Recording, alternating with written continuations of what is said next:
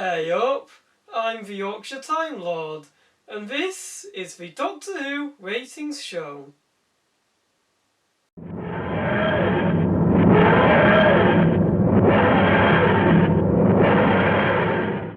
Okay, so this is a video idea I've had for a while, and basically the idea of this video is to take a look at the ratings for the most recent episode of Doctor Who, Legend of the Sea Devils. Now, the inspiration for this video came from Dan Mo's YouTube videos, Chats with Dan, because I really like what he does, the way he looks at the box office, both international and domestic, and breaks down the figures for the film box office results. And I'm surprised that there isn't an equivalent for Doctor Who TV ratings, because it seems to be the one subject that we as Doctor Who fans just love to discuss. We're always going on about the Doctor Who ratings and either complaining about them or praising the ratings. So I'm surprised that George Sheard or Crispy Pro and none of those YouTubers have done a Doctor Who ratings show.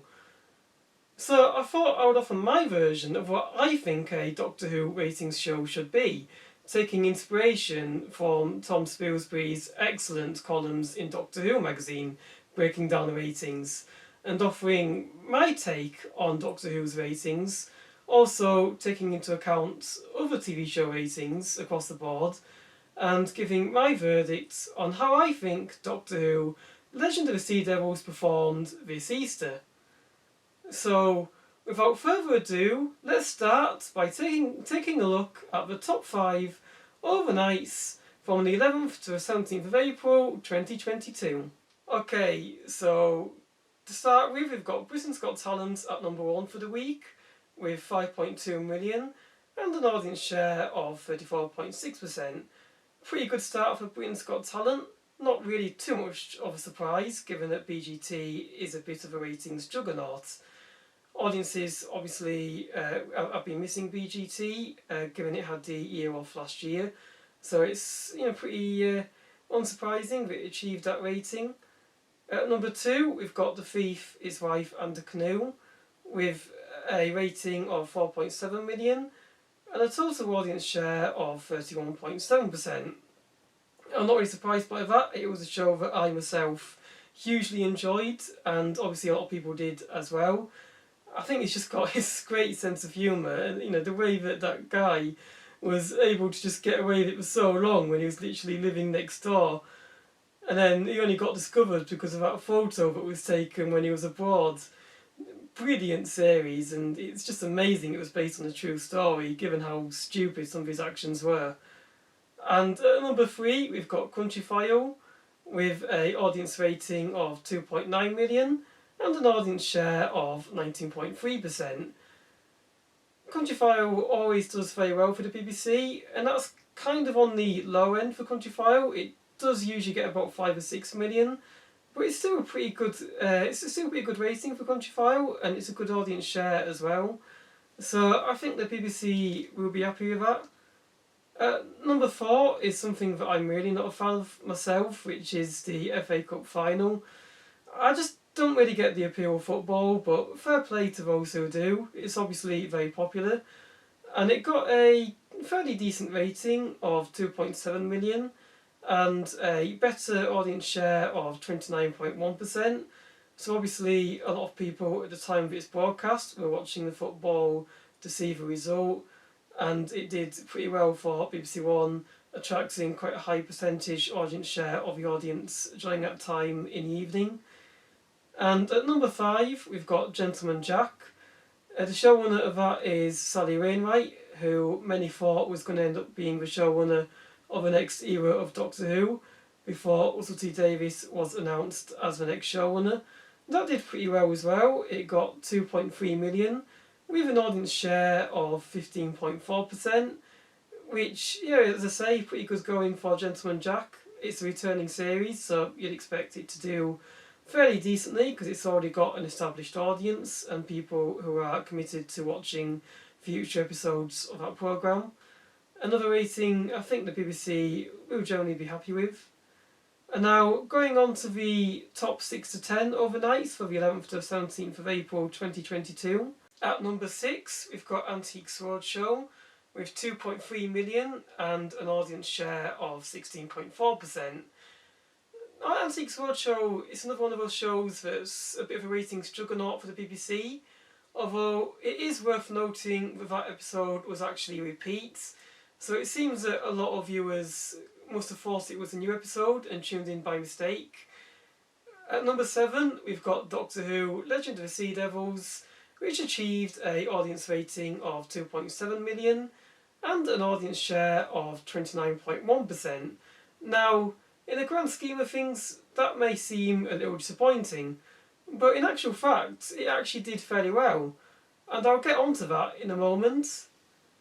At number 8 is The Lion King.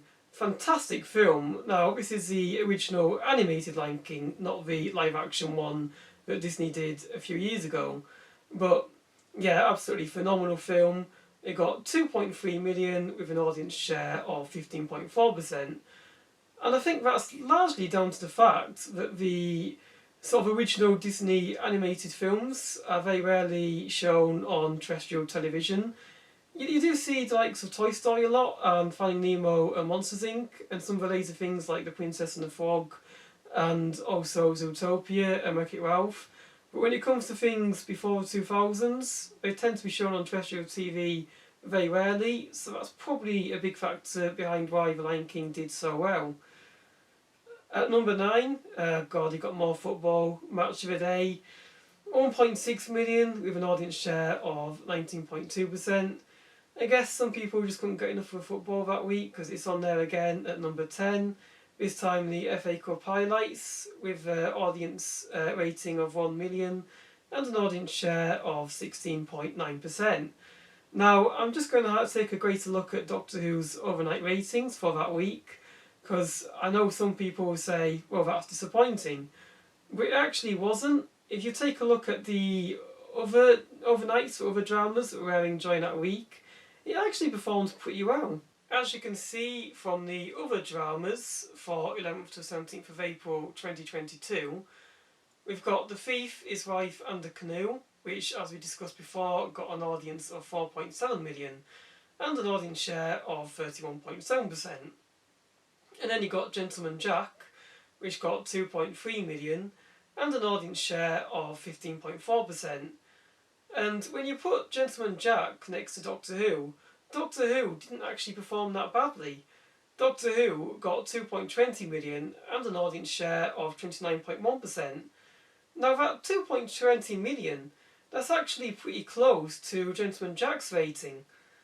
And the audience share is actually bigger than Gentleman Jack's. So in actual fact, whilst Doctor Who got a lower rating than Gentleman Jack, it actually did better than it. It actually outperformed Gentleman Jack, achieving a higher audience share. And its overnight rating is very much in line with Gentleman Jack too. So really, the Doctor Who at the moment is performing generally about the same as other TV dramas on right now. It's not really performing all that differently. The only difference is that some people's expectations for the show are a bit higher than we can realistically expect. We have to remember that the TV landscape has changed quite a bit in the last year or so. There's a lot more options available now compared to even a year ago. So total TV overnights are actually changing all the time. The Thief, His Wife and the Canoe actually outperformed compared to other TV dramas at the moment. 4.7 million is a huge rating. That's not the standard. It's actually very, very good going. You know, it's a bit more similar to how Bodyguard performed in a sense, and Bodyguard did about twice of what other dramas during that period were doing at that point. And other people at that time were saying, well, you know, why is Doctor Who not getting 10 million like Bodyguard? And I feel like people are saying that now with Doctor Who and The Thief, His Wife and the Canoe.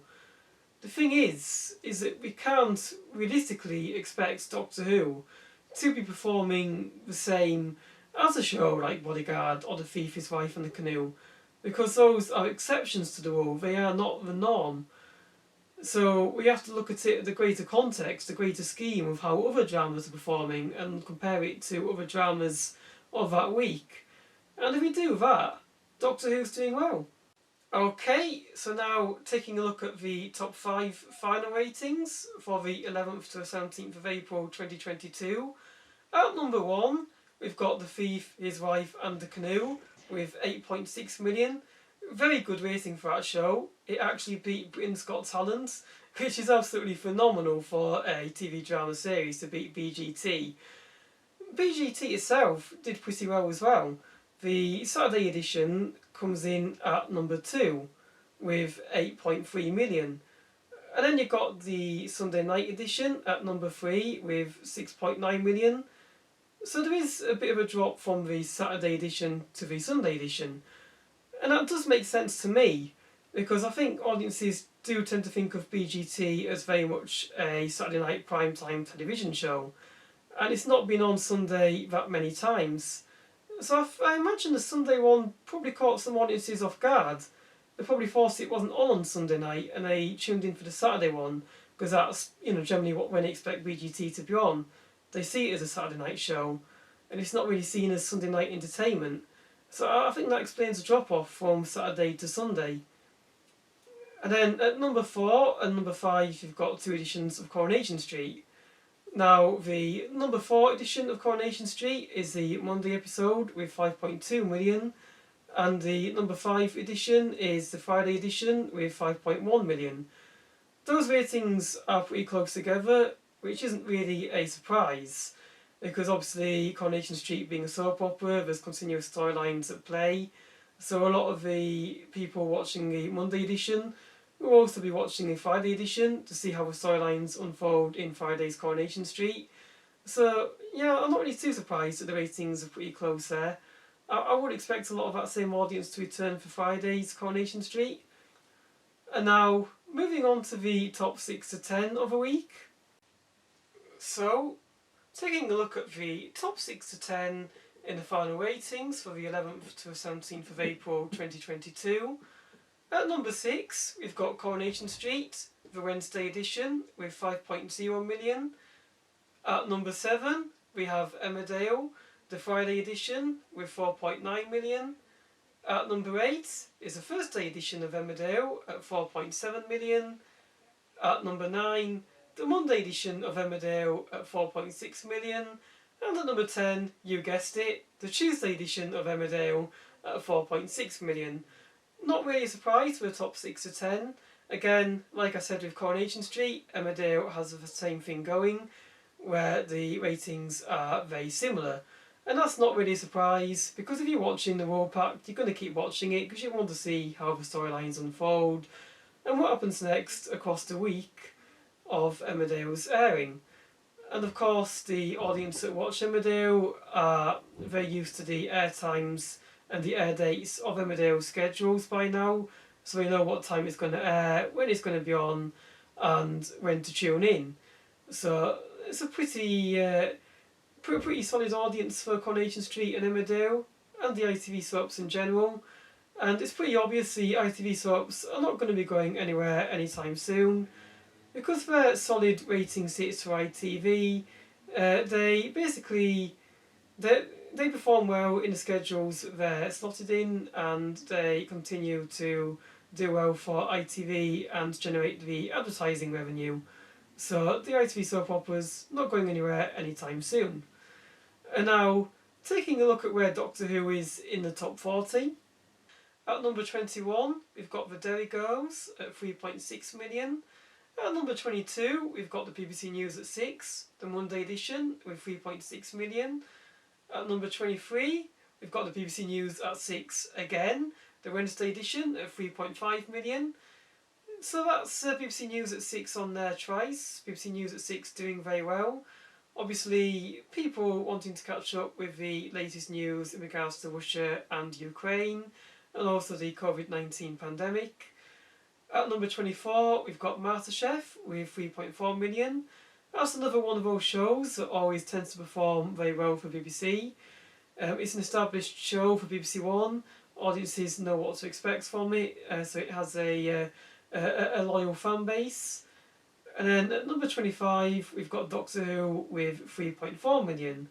Now, on the face of it, that may seem like a low figure for a Doctor Who special, And I know a few of you will be thinking, blimey, the Doctor Who Easter special only got 3.4 million in the final ratings. But I don't actually think that's so bad a figure. I actually think Doctor Who performed pretty well, especially when you look at how BGT performed in the overnights and the finals, and also at how the show used to perform in the past. I think there are a number of factors in play for why the show achieved a lower rating than it did in, say, 2009. And I think when you look at this chart showing how BGT performed in the overnights in 2022 and how it performed in the finals in 2022 compared to Doctor Who in the overnights and the finals of 2022, you can see a very similar pattern for both shows. So I don't think Doctor Who did all that badly. I think it actually did pretty well. And I'm going to put the first chart, which is showing how BGT and Doctor Who performed in the overnights in 2022 on the screen for you now. So when you take a look again at Britain's Got Talent's overnights for the 11th to the 17th of April 2022, you can see that Britain's Got Talent got 5.2 million with 34.6%. And then looking at Doctor Who, Doctor Who's rating was 2.7 million with 29.1%. BGT and Doctor Who both faced a substantial drop in viewers. And taking a look again at the final ratings of Britain's Got Talent, for the Saturday edition we've got 8.3 million, and for the Sunday edition it achieved a 6.9 million rating. With Doctor Who got 3.4 million. Again, another drop for both shows compared to what they used to do in the past. Now, if you take a look at the overnights that Doctor Who and Britain's Got Talent achieved on the 11th of April 2009, a night where both shows were performing on the same night, Britain's Got Talent got an overnight rating of 10.52 million, an audience share of 45.1%, and a chart position of 1 for the night. Whereas Doctor Who got an audience rating of 8.41 million, a 39.6% share, and a chart position of 2 for the night. So already we can see that Britain's Got Talent and Doctor Who got much bigger ratings than they got this year when they were airing on the same night this year. And that shows that both shows have lost a substantial audience when it comes to watching the programmes on the night. And this is also true for the final ratings, and I'll just get the graph up for you here.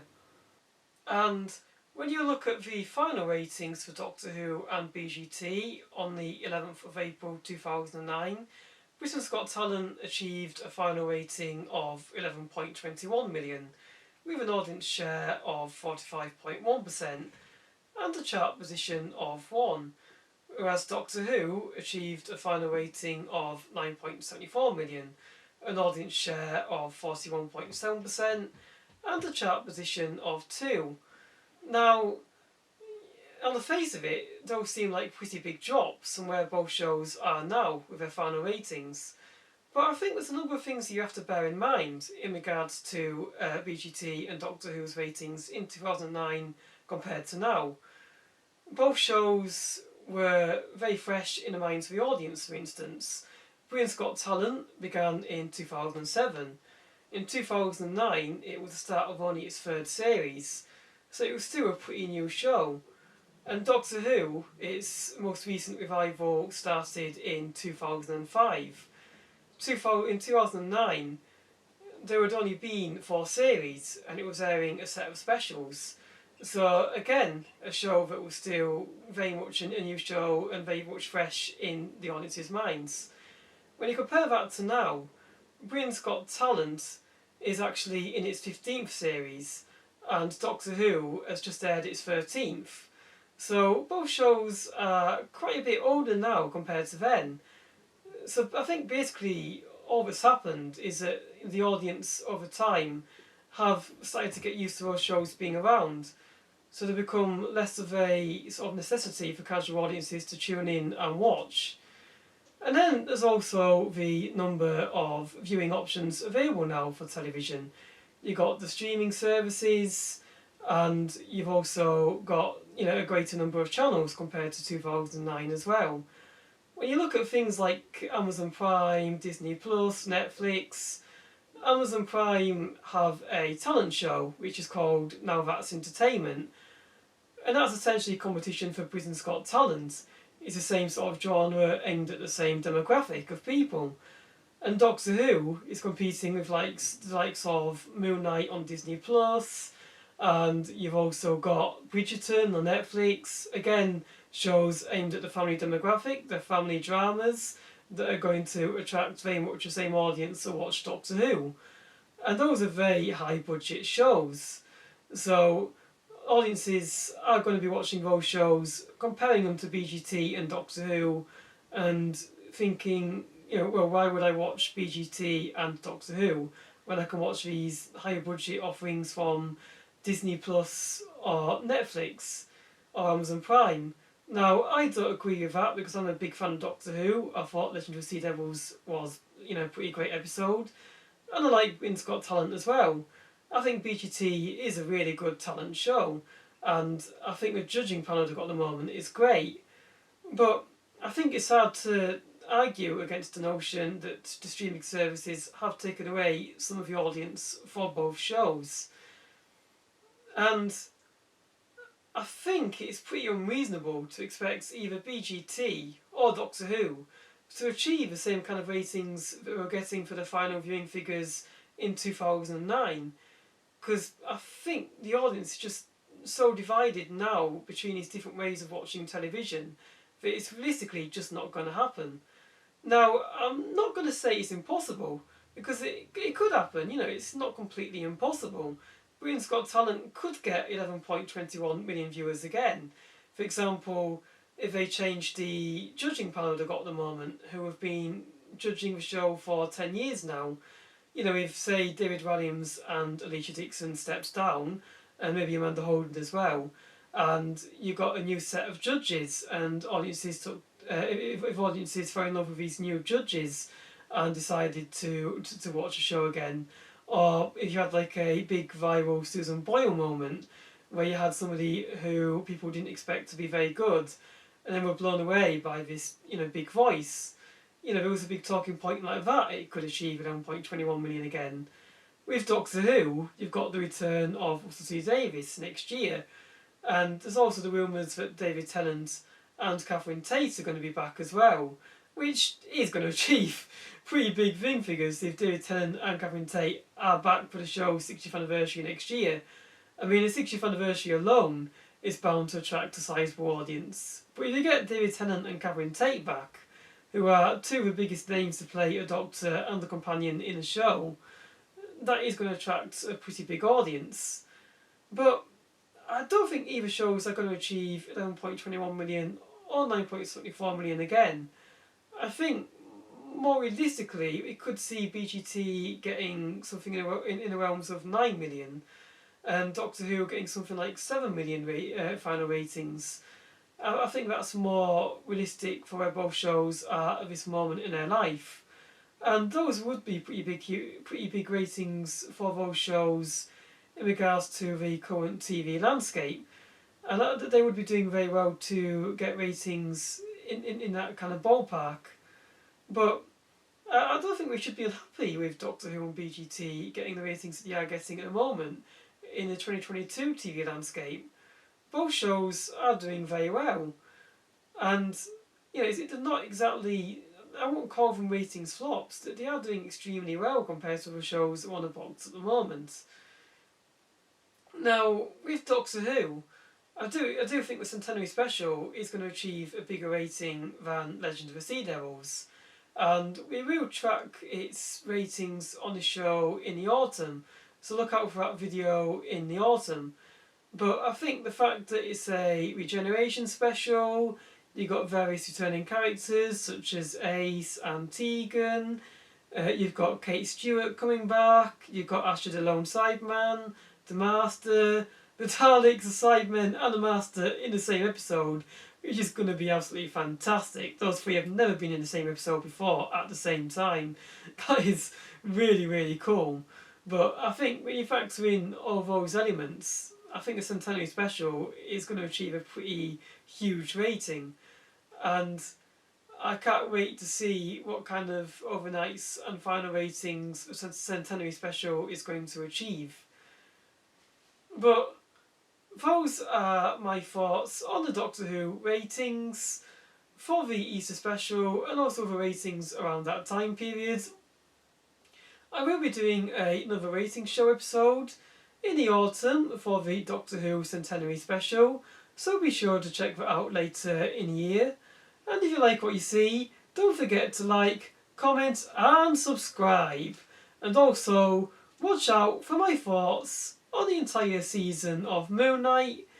I will be reviewing that show once the 6th episode has aired, and that will be on the channel fairly shortly, so don't forget to check that out once that video is uploaded on the channel.